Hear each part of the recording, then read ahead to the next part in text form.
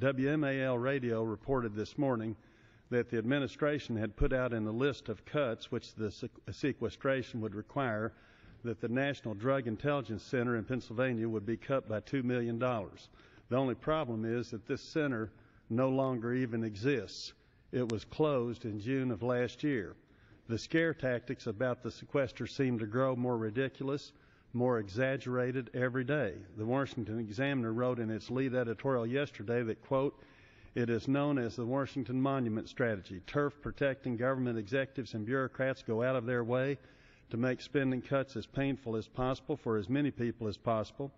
By applying any cuts to the very things the public benefits from most, bureaucratic infiders believe they can convince the public that every penny that goes into government is necessary," unquote. In other words, the administration has apparently told all the departments and agencies to say that their most popular programs will be drastically cut instead of reducing spending on their least popular, least necessary, most wasteful programs.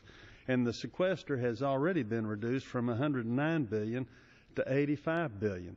This sequester is a cut of slightly over 2% from our almost $4 trillion budget.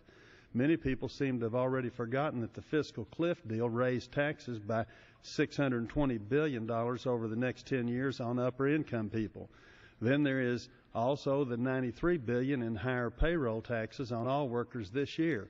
That hike is already in effect. Then there are the taxes already coming in to pay for Obamacare. Columnist Mark Tapscott wrote yesterday, quote, "The sequestration scares are the ultimate example of Washington wink-wink.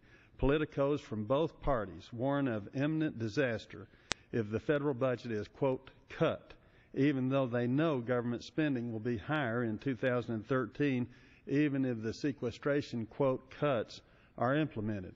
Put another way, the sequestration scares are lies, Mr.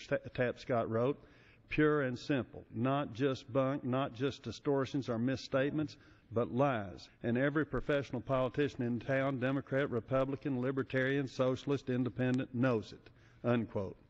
Our national debt is now at a mind-boggling $16.5 trillion. It will go to over $25 trillion in the next 10 years under optimistic scenarios. The Congressional Budget Office a few days ago put out a report that said our interest on our national debt, just the interest, was going to go from $224 billion this fiscal year, to an astounding $857 billion in 10 years. If we allow that to happen, Mr. Speaker, we will then not be able to pay for anything other than Social Security, Medicare, Medicaid, and interest on the debt.